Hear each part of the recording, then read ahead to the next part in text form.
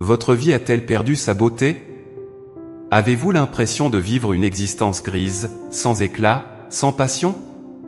Le monde vous écrase, mais le ciel vous invite à une fête. Le psaume 45 n'est pas une simple poésie, c'est la prophétie de votre identité. Vous n'êtes pas des serviteurs effrayés, vous êtes l'épouse du roi des rois. Votre vie doit être un chant d'amour, une mélodie de grâce. Aujourd'hui, nous allons nous revêtir de nos habits de fête. Nous allons contempler la beauté du roi et proclamer notre dignité d'enfant bien-aimé. Si vous voulez raviver la flamme de votre premier amour, likez cette vidéo. Abonnez-vous à Prière 365 pour marcher dans la beauté de sa présence. En commentaire, écrivez le mot bien-aimé, car c'est qui vous êtes. Place à la contemplation du roi. Psaume 45. Des paroles pleines de charme bouillonnent dans mon cœur. Je dis, mon œuvre est pour le roi. Que ma langue soit comme la plume d'un habile écrivain. Tu es le plus beau des fils de l'homme. La grâce est répandue sur tes lèvres. C'est pourquoi Dieu t'a béni pour toujours. Ceins ton épée sur ta cuisse, toi qui es puissant. Dans ta splendeur est ta majesté. Et dans ta majesté, avance triomphalement. Monte sur ton char, pour la vérité, la douceur et la justice. Et que ta droite opère des merveilles. Tes flèches sont aiguës. Des peuples tomberont sous toi. Elles perceront le cœur des ennemis du roi. Ton trône, ô Dieu, est à toujours et à jamais. Le sceptre de ton règne est un sceptre d'équité. Tu aimes la justice, et tu es la méchanceté. C'est pourquoi, ô Dieu, ton Dieu t'a oint d'une huile de joie, par privilège sur tes collègues. La myrrhe, l'aloès et la casse parfument tous tes vêtements. Dans les palais d'ivoire les instruments à cordes te réjouissent. Des filles de rois sont parmi tes bien-aimés. La reine est à ta droite, parée d'or d'Ophir. Écoute, ma fille, vois, et prête l'oreille. Oublie ton peuple et la maison de ton père. Le roi désire ta beauté. Puisqu'il est ton Seigneur, prosterne-toi devant lui. Et la fille de Tyr viendra avec des présents. Les plus riches du peuple solliciteront ta faveur. Toute glorieuse qu'elle est, la fille du roi, ses vêtements sont entrelacés d'or. Elle sera présentée au roi, vêtue de ses broderies. On la conduira au roi, vierge à sa suite. Ses compagnes seront amenées auprès de toi. On les introduira au milieu des réjouissances et de l'allégresse. Elles entreront dans le palais du roi. Tes enfants prendront la place de tes pères. Tu les établiras princes sur toute la terre. Je rappellerai ton nom dans toutes les générations. Aussi les peuples te loueront éternellement et à jamais. Le psalmiste est saisi d'une émotion indescriptible. Son cœur bouillonne, il ne peut contenir ce qu'il voit. Il est transporté par l'esprit dans la salle du trône céleste, et ce qu'il contemple le laisse sans souffle. Il s'écrie avec une admiration sans réserve, « Tu es le plus beau des fils de l'homme, la grâce est répandue sur tes lèvres. » Seigneur Jésus, je m'arrête immédiatement sur cette déclaration. Je contemple ta beauté aujourd'hui. Dans ce monde où tout se dégrade, où la laideur du péché défigure l'humanité, tu resplendis comme la lumière du matin. Tu es le plus beau. Ce n'est pas une beauté physique superficielle ou passagère, c'est la beauté de la sainteté absolue. C'est la beauté de la perfection morale. Quand je regarde ta vie dans les évangiles, je vois la perfection. Chaque geste, chaque regard, chaque action est pure. Tu n'es pas un Dieu effrayant, un tyran lointain qui écrase ses sujets. Tu es le plus beau. Tu es l'attrait de l'humanité rachetée. Ta beauté m'attire. Elle me tire de ma boue pour m'élever vers toi. Je déclare que je suis fasciné par Jésus. Je refuse d'être séduit par les fausses beautés de ce monde, par les idoles qui brillent un instant puis s'effondrent. Mon cœur choisit le beau par excellence. Tu es mon objectif, tu es mon regard fixé. Le texte dit que la grâce est répandue sur tes lèvres. Seigneur, tes paroles sont de la grâce en action. Quand tu parlais sur terre, les gens étaient émerveillés. Tu n'utilisais pas des mots pour blesser, pour manipuler ou pour détruire. Tu parlais pour guérir, pour pardonner, pour relever. Tes lèvres apaisent mes craintes. Ta parole est un baume sur mon âme meurtrie. Je déclare que je me nourris de tes paroles. Tes écritures ne sont pas des lettres mortes, elles sont de l'esprit et de la vie.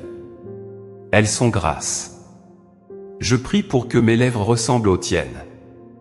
Que la grâce soit répandue sur ma bouche aujourd'hui. Que je ne prononce que des paroles édifiantes, des paroles qui relèvent, des paroles de vérité dans l'amour. Je refuse la médisance, le mensonge, l'amertume. Je veux parler comme toi. Le psalmiste continue sa description du roi en changeant de registre.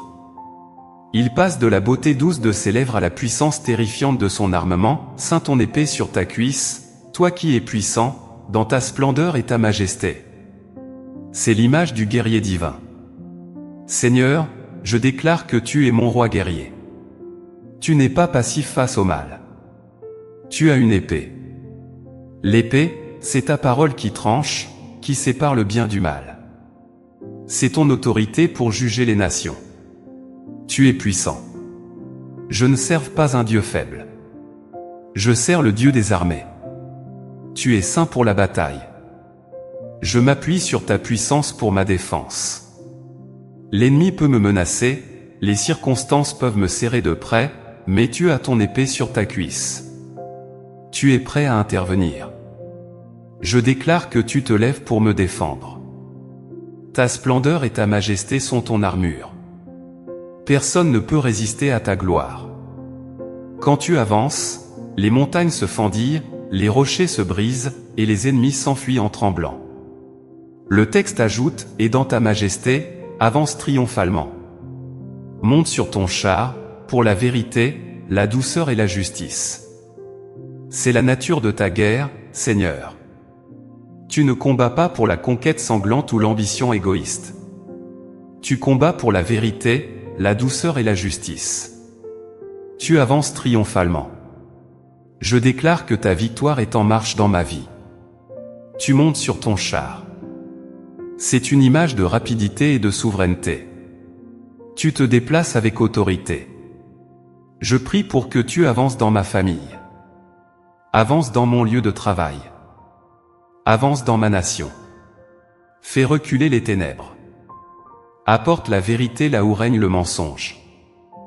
Apporte la douceur là où règne la dureté. Apporte la justice là où règne l'oppression.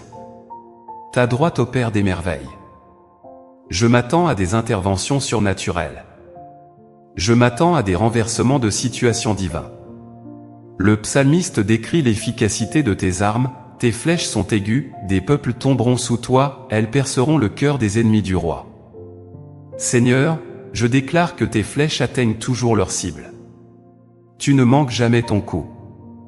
Les ennemis de mon âme, les esprits méchants, les pensées captives, tout doit fléchir devant toi. Tes flèches percent les cœurs. Tu connais les motivations cachées. Tu exposes les secrets. Rien ne peut se cacher de ta vue perçante. Je me réfugie derrière toi. Je ne suis pas sur le champ de bataille tout seul. Le roi combat pour moi. Je n'ai qu'à me tenir ferme et avoir ton salut. Je proclame la défaite de tous mes adversaires spirituels. Ils ne peuvent pas tenir devant le roi majestueux. Le psaume affirme ensuite l'éternité de ton règne, ton trône, ô Dieu, est à toujours et à jamais, le sceptre de ton règne est un sceptre d'équité. C'est une déclaration divine. Le Père appelle le Fils Dieu. Ton trône est éternel. Les gouvernements humains changent, les dictateurs tombent, les démocraties vacillent, mais ton règne, lui, est immuable. Il est à toujours et à jamais. Je déclare ma stabilité dans ton règne éternel. Je ne suis pas ballotté par les fluctuations de la politique ou de l'économie. J'appartiens à un royaume éternel. Mon roi est sur le trône. Ton sceptre est un sceptre d'équité. Tu gouvernes avec droiture. Il n'y a pas de favoritisme injuste en toi. Il n'y a pas de corruption dans ton administration. Tu es juste. Je me soumets joyeusement à ton autorité. Que ta volonté soit faite sur la terre comme au ciel. Le fondement de ton règne est moral, tu aimes la justice, et tu es la méchanceté. Seigneur, je m'aligne sur tes valeurs. Je déclare que j'aime ce que tu aimes et je hais ce que tu es. J'aime la justice. Je veux voir le droit triompher. Je veux voir l'innocent protégé. Je hais la méchanceté. Je refuse de jouer avec le péché. Je refuse de tolérer le mal dans ma vie. C'est à cause de cette pureté morale que tu as été oint comme nul autre. C'est pourquoi, ô Dieu, ton Dieu t'a oint d'une huile de joie, par privilège sur tes compagnons. Je me place sous cette onction. L'huile de joie. Tu n'es pas un roi austère et triste. Tu es oint de joie. La joie est ta force.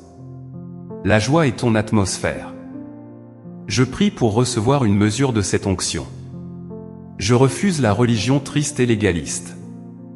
Je veux la joie du Saint-Esprit. Je veux l'onction qui brise le joug. Cette huile de joie me distingue du monde. Elle me donne la force de régner. Elle me donne la capacité de rayonner. Tu as été oint par privilège. Tu es le chef de file, le premier-né d'entre plusieurs frères. Je suis ton compagnon, et je participe à ton onction. Je termine cette contemplation en laissant la fragrance de ta présence m'envahir, la myrrhe, l'aloès et la casse parfument tous tes vêtements.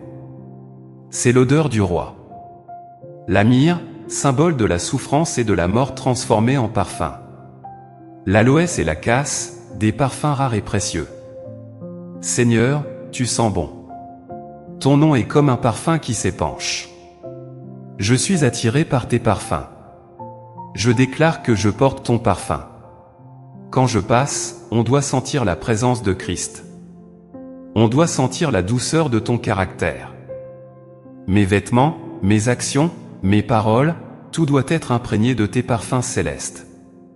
Tu es glorieux, et je suis ébloui par ta majesté. Je me prosterne devant toi, le plus beau des fils de l'homme, mon roi éternel.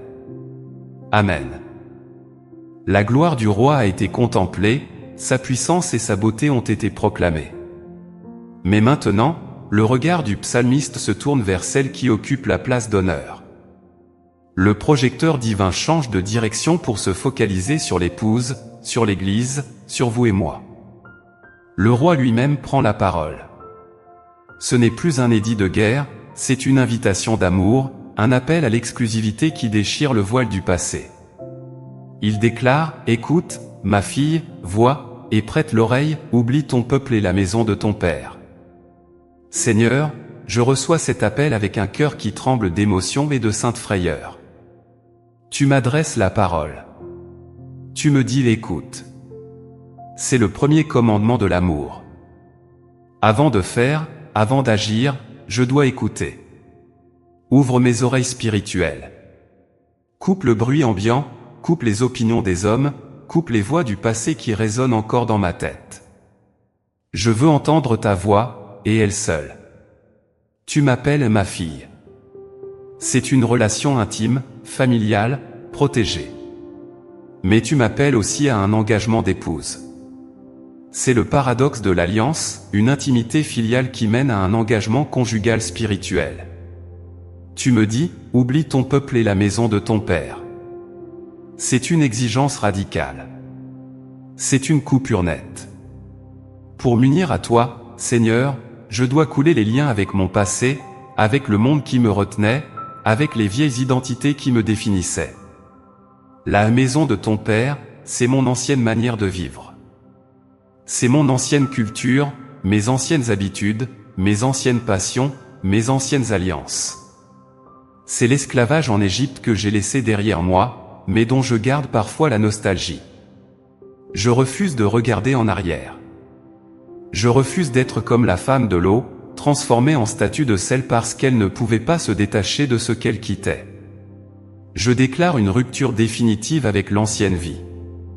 Je brise les liens avec les péchés qui me dominaient autrefois. Je brise les liens avec les relations toxiques qui m'éloignaient de toi. Je brise les liens avec les systèmes de pensée du monde qui sont contraires à ta parole. C'est un exode spirituel. Je sors de mon passé pour entrer dans ton présent. Je quitte mes origines terrestres pour embrasser ma destinée céleste. Seigneur, je prie contre l'esprit de nostalgie du monde. Trop souvent, je suis tenté de revenir en arrière, de me souvenir des oignons et des poireaux de l'Égypte. Mais je déclare que j'ai mieux en toi. J'ai un pays qui coule de lait et de miel. J'ai un héritage inaltérable. Je n'ai rien à regretter. La raison de cet abandon total est donnée immédiatement après, le roi désire ta beauté. Si le roi me trouve belle, alors je suis belle. Je refuse de me dévaloriser. Je refuse d'écouter les voix qui me disent que je ne vaux rien. Le roi m'a choisi. Son regard est le seul miroir qui compte. Le texte continue, puisqu'il est ton Seigneur, prosterne-toi devant lui. C'est la réponse appropriée à un tel amour. La proclamation de ta seigneurie. Tu es mon Seigneur. Je ne suis pas ma propre propriété. J'ai été acheté d'un grand prix. La prosternation est l'acte ultime de soumission et d'adoration. Je me consacre à toi.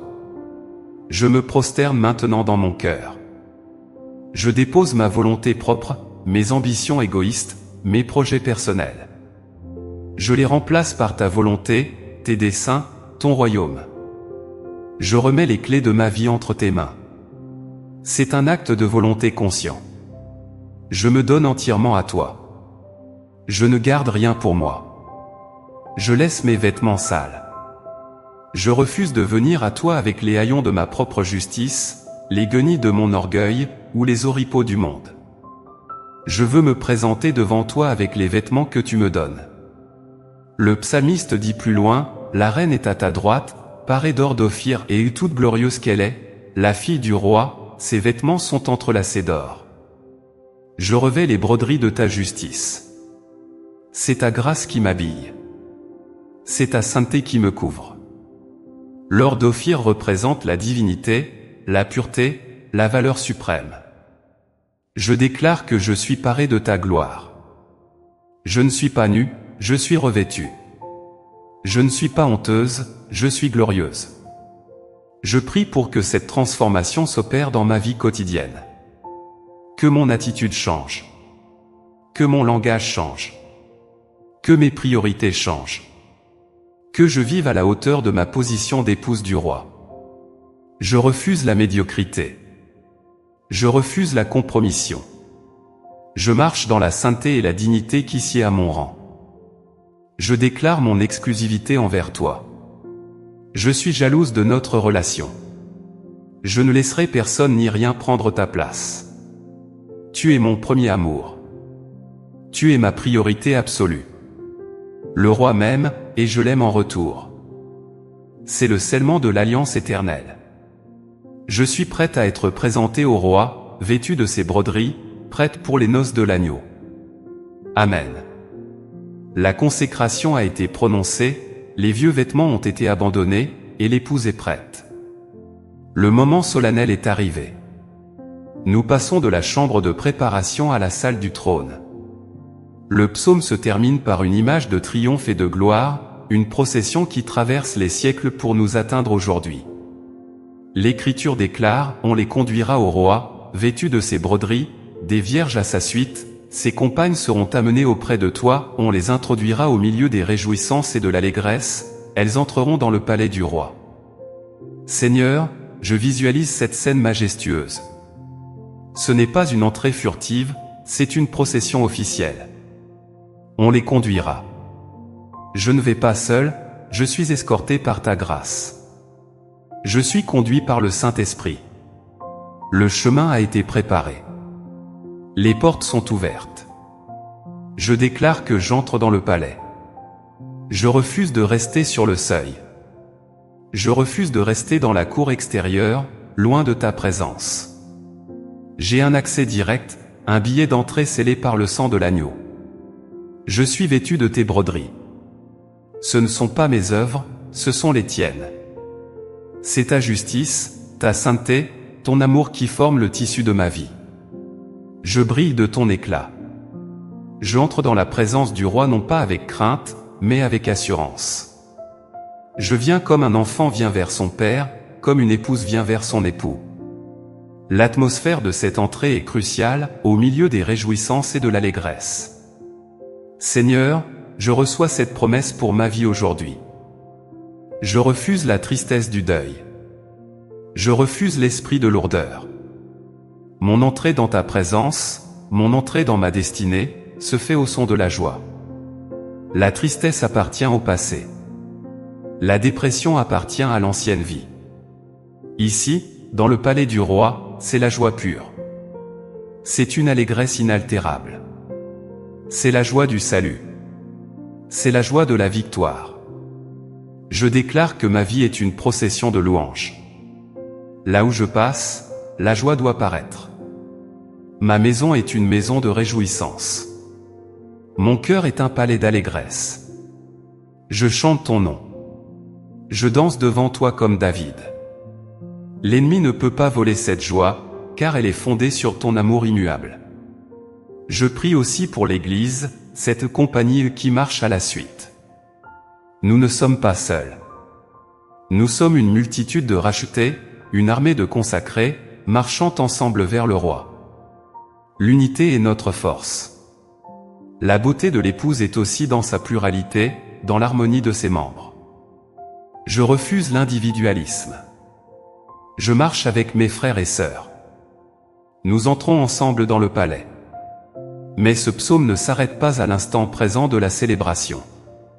Il ouvre une fenêtre sur l'avenir, sur la postérité, sur l'héritage. Le texte proclame, « Tes enfants prendront la place de tes pères, tu les établiras princes sur toute la terre. » C'est une promesse de succession et de multiplication. Seigneur, je prie pour ma descendance.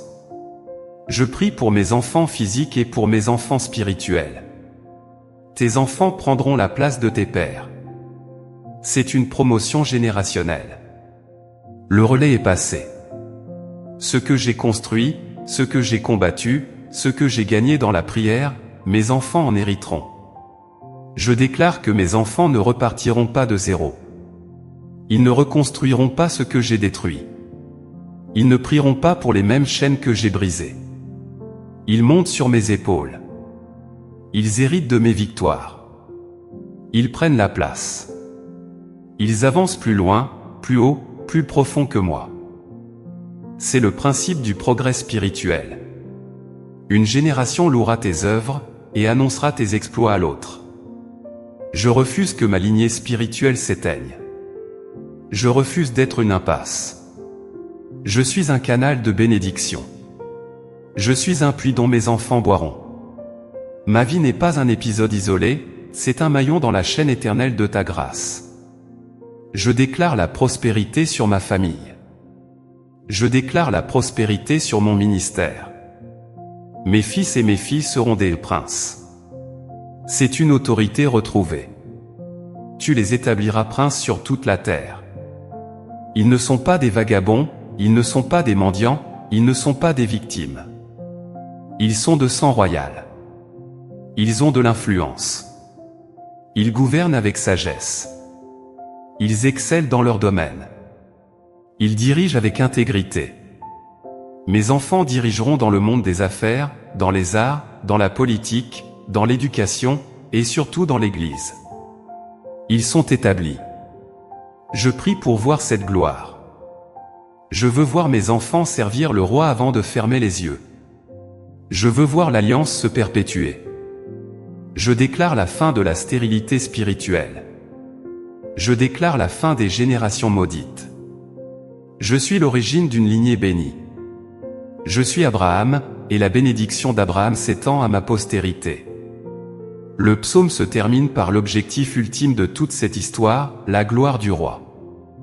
Le psalmiste conclut, « Je rappellerai ton nom dans toutes les générations, aussi les peuples te loueront éternellement et à jamais. » C'est ma mission. C'est mon but suprême. Rappelez ton nom. Le nom de Jésus. Le nom au-dessus de tout nom. Je déclare que ma vie est un mémorial de ta gloire. Je ne suis pas ici pour me faire un nom, je suis ici pour proclamer le tien. dans toutes les générations. Pas seulement maintenant, pas seulement de mon vivant, mais dans la lignée de mes enfants, et des enfants de mes enfants. Ton nom doit être prêché, ton nom doit être honoré, ton nom doit être craint. Je m'engage à enseigner tes voies à la génération future. Je m'engage à raconter tes hauts faits. Je ne garderai pas le silence. Le résultat de cette proclamation est la louange universelle, les peuples te loueront éternellement. Mon histoire d'amour avec le roi, ma consécration, mon entrée dans le palais, l'établissement de mes enfants, tout cela converge vers un seul point, la louange des nations. Je fais partie de cette histoire éternelle d'amour et de victoire. Je déclare que je suis un acteur de ta gloire éternelle. Je ne suis pas un figurant. J'ai un rôle à jouer. Je suis l'épouse bien-aimée, je suis l'ambassadrice du roi, je suis la mère d'une multitude bénie. J'entre dans le palais. Je prends possession de mon héritage. Je vois mes enfants s'élever. Et je joins ma voix au cœur infini des anges et des rachetis pour dire « Alléluia ». Car le Seigneur notre Dieu Tout-Puissant règne. Le temps des noces de l'agneau est venu, et son épouse s'est préparée. La procession est terminée. Je suis à l'intérieur. La fête commence. Et elle n'aura jamais de fin. Amen. Le psaume 45 a été prié. Vous avez contemplé le roi et vous avez entendu son appel. Vous êtes aimés d'un amour éternel. Ne laissez pas la grisaille du monde voler votre beauté spirituelle. Vous êtes la bien-aimée du roi. Entrez dans le palais avec joie. Si cette prière a touché votre cœur d'épouse ou d'époux spirituel, écrivez « bien-aimé » en commentaire. Partagez ce message pour réveiller la beauté de l'Église. Abonnez-vous à Prière 365. Le roi désire votre beauté. Allez dans sa lumière. Au nom de Jésus. Amen.